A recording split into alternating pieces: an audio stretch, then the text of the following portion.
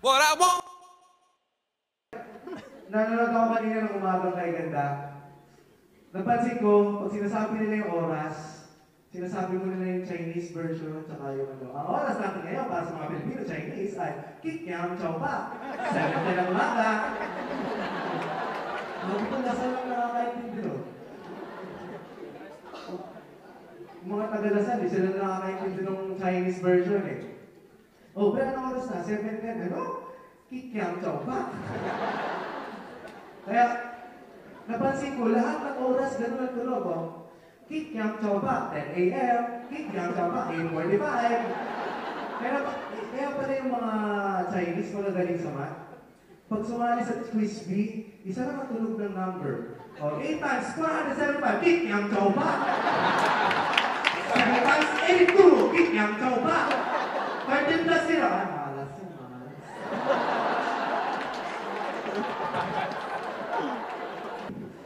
Nanonood ako, biglang pupunta yung magulang ko, hawakan ng TV. Mainit na yan! Patay na yan! Hindi ako patay ko.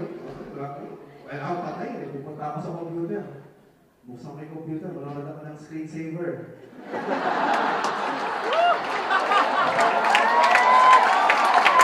Hindi ko yung horror eh. Yung may haunted house, tapos sa bumo sa ilaw, mamatay, may owl pang dadaan. Hawakan na ulit. Mainit na yan! Patay na yan! Lahat na mainit, kailangan patayin eh. Kaya natakot ako sa nanay ko nung nilagnat ako eh.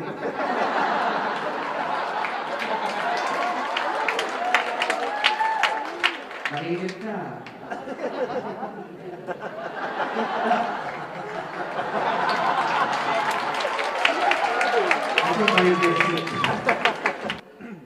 Sino may Facebook dito? Bilang konti lang.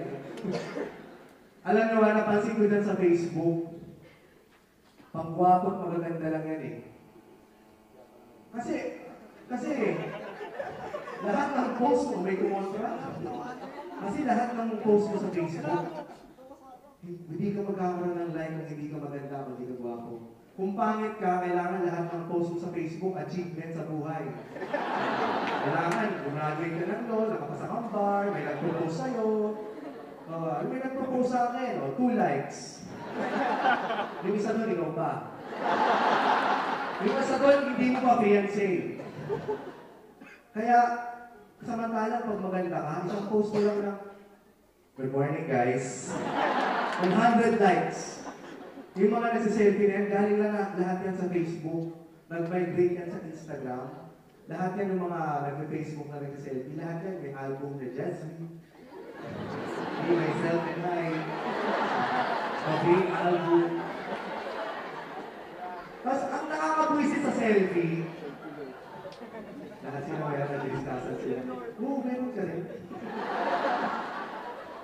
Lahat, tingnan mo, nakakabwisit sa selfie. Kasi pag yung mga nag-selfie ganyan, mukha lang kita, di ba? Tapos maglalagay pa ng caption na walang kinalaman sa mukha nila. Doing my thesis. Feeding the dog. Farming. Iba maglalagay pa ng quotation eh. For God so loved the world. Listen, Sandy, all. Ang nakakabwisit sa selfie, yung mga nag-post ng just woke up. Okay lang sana kung maganda ka eh, nag-post ka ng just woke up. Pag maganda ka, nag-post ka ng just woke up, like ang makukuha mo. Pero pag pangit ka, nag-post ka ng just woke up, comment ang makukuha mo. Tulog ka ulit. Thank you very much! If you like